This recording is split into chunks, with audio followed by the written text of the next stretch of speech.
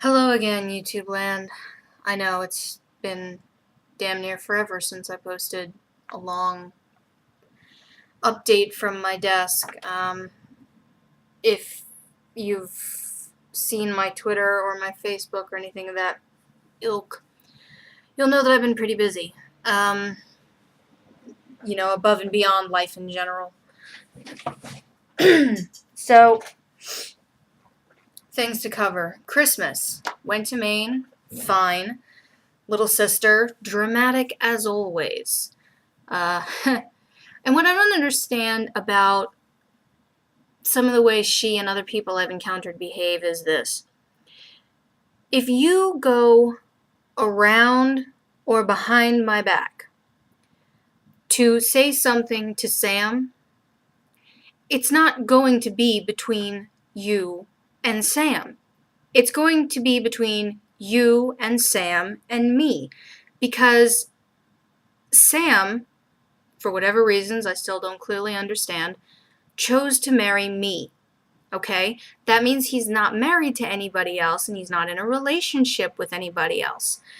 So when my sister, not long after we got home, posted on his page a comment on a picture I shared with him about how she wasn't talking to me and he should let me know, but she still loved him, the first thing that happened was he told me that's what she posted. So, having looked at several of the things she commented on that day, the sum total was me telling her, "Oh, you're not talking to me anymore? That's good to know. I'll be sure to ignore any texts or comments or messages or calls asking me for money. Thanks for the warning." Honest to God. This happened a few years ago. There was a thing that happened with the club that Sam was a very active member of at Hunter, and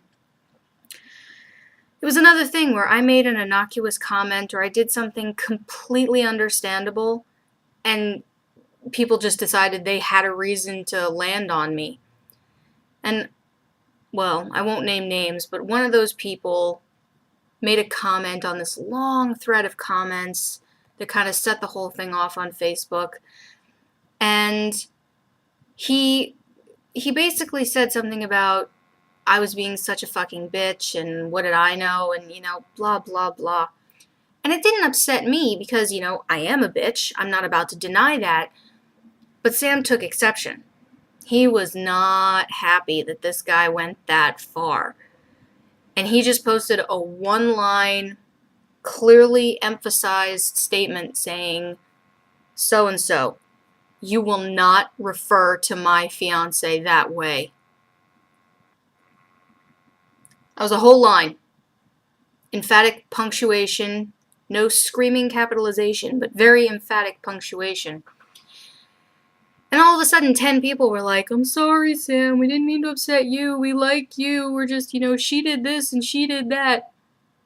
And he turned around and was like, "Seriously, you're not going to drive a wedge between us by landing on one of us or the other of us, and I'm not about to take your side against her. So if you really feel the need to include me, then you really don't feel the need to be my friend. Obviously, she can defend herself." So, but Sam takes it in stride. I mean, my sister is family, so he was just teasing, making comments about, something about he had a migraine, or he thought he had a migraine, and my sister commented, this is the same day, and my sister commented, psycho cat, that she was amazed he hadn't had more of them sooner because, after all, he was married to me. And I posted, well, I did warn him it was a possibility, but I have so much experience with them, I help make them not happen too often. And he commented back to her, "I give her so many headaches. I'm due. I deserve what she gives me." This is what I mean. Sam and I are a unit. So I find it very funny, honestly, when people try to post things or say things or do things to try and drive some sort of wedge between us, because it's really not going to happen. Sam and I would have to be in such a state of divisiveness from each other for that to even be a reasonable thing to think can happen. And we're too much alike and, quite frankly, too much in love. There's no way that I can foresee that ever being the reality. So, I don't know, let my sister be stupid. What else? New Year's, fine, boring. Being a New Yorker, Sam and I stayed as far away from Times Square as humanly possible. Easiest way to do that was to stay in our house here in Queens. Speaking of our house, since we've lived here in this building, that's April 2011, we've had 3 management companies. We're currently on our 3rd. Excuse me. Well, this newest company sent us the lease renewal form, and it arrived Thursday. And everyone knows that rents go up. I mean, you have to have some massive kind of rent control, inherited situation going on for it to be anything approaching reasonable or, God forbid, low. So you know that every lease renewal, it's going to go up. You don't know how much, but you know it's going to go up. And that's why there's so much movement in New York, because you're trying to keep your rent as low as possible, unless you own a home, in which case it's a different discussion. So we got our lease renewal, and Sam and I looked at it, and what they're asking now is $550 more a month. Now, that's a lot, especially when you're talking about outside Manhattan for a 1-bedroom. The building has laundry facilities, yes, and we use them, absolutely. I just did laundry this morning. It's Monday. We have a parking garage, subterranean, but we don't have a car, so we don't use it. We don't pay for that. And we have an elevator in the building. That's the extent of what amenities this building has, although I will admit we pay for none of the heat and water. Those are included in the building. So I expected it to go up. Neither of us, we both did, and neither of us expected it to go up that much. So we've submitted what we hope will be an acceptable counteroffer, because we like living here. We don't want to move. But at that kind of monthly increase, that's a car payment, you know? That's, for the kind of monthly rent they're talking about, now, not including things like the obvious taxes and down payments and all that and the other thing. Realistically, what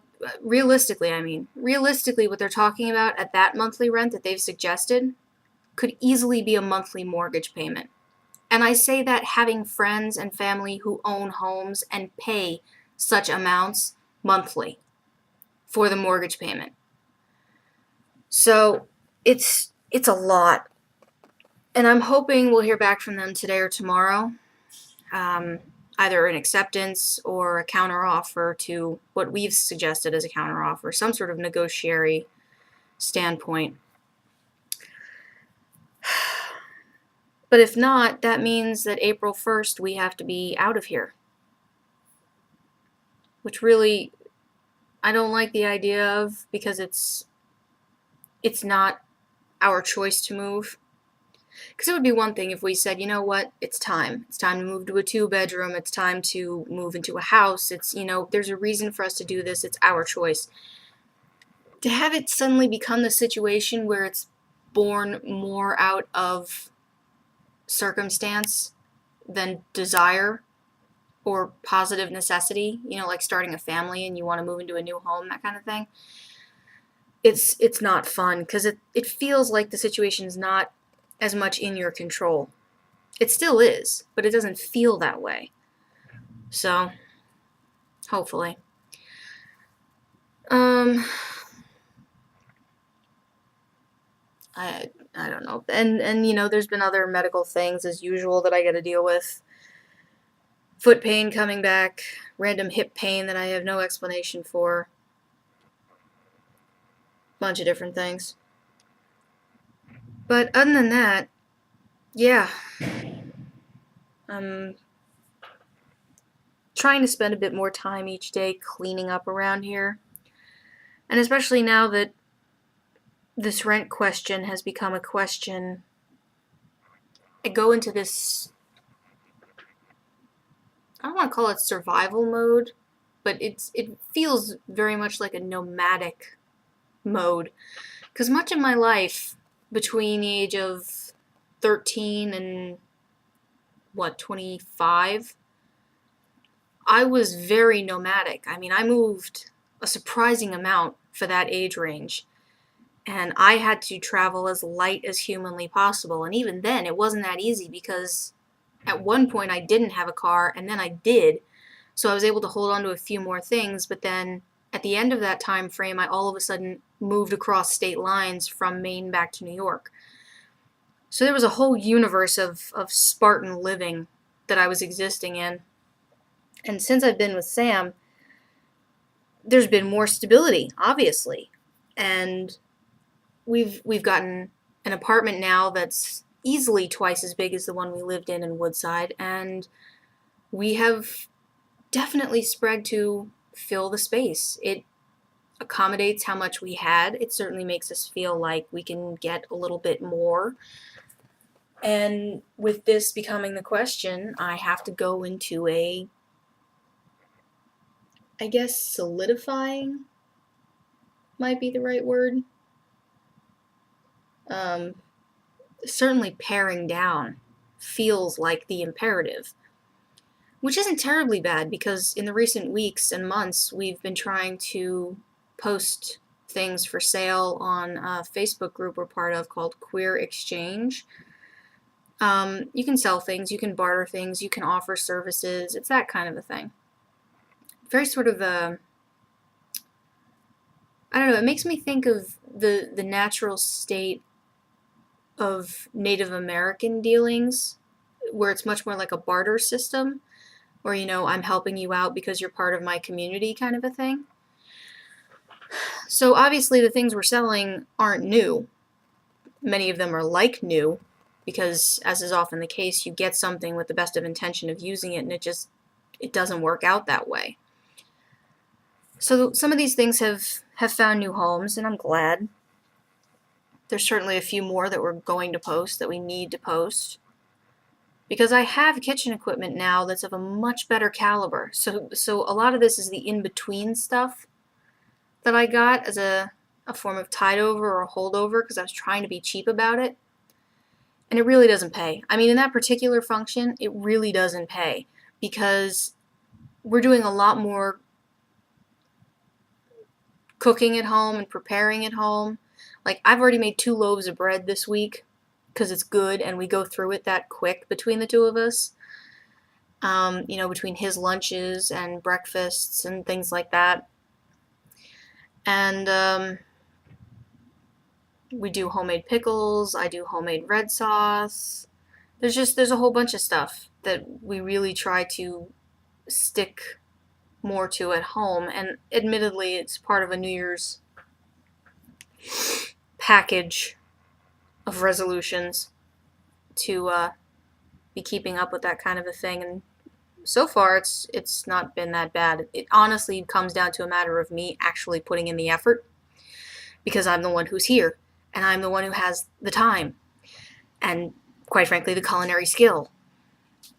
But on top of that, the other thing that's been going on that's taking up my time is I've opened up my own Etsy shop. ETSY. So that's a thing.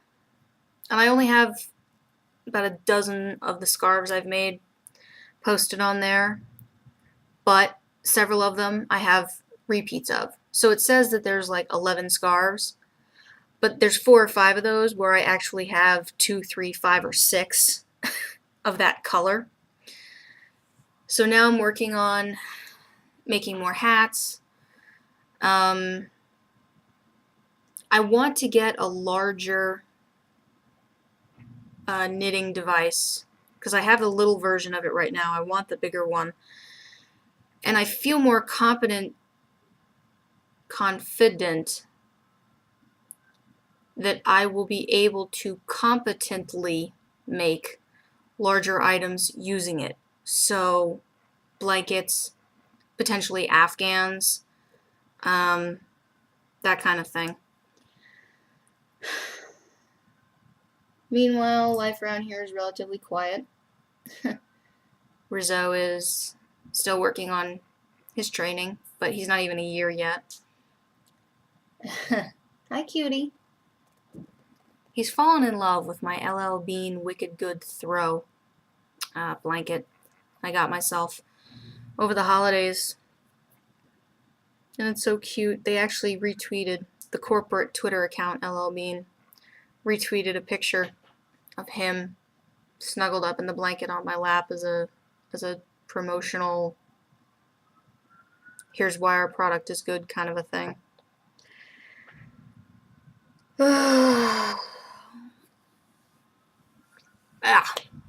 I've got to fold the laundry. Got to deal with the dishwasher. I have a lot to do. The weather here has been so fucking ridiculous. And I'm waiting for things to arrive that I ordered recently related to the Etsy shop. You know, things that will help me sort my yarn, organize my yarn. I ordered one of those ball winders, which if you're not a knitter or a crocheter, you might not know what it is. It's basically a hand crank device that you attach to a stable surface, and yarn comes in what's called a skein, but they're not easy to deal with. They're wound in such a way that it doesn't make using them in a project incredibly easy. They can get very tangled very quick. So the ball winder does exactly that. It winds it from the skein that it comes in into a simple usable ball that will flow much more easily when you're using it. So I think that's a good investment. But yeah, there are other topics I want to talk about, but I haven't posted in so long that I kind of have to get all of this basic stuff out. And then tomorrow I can post the next chunk of thought that's bubbling around in my head. In the meantime, I should probably start figuring out lunch because I've been up for quite a while.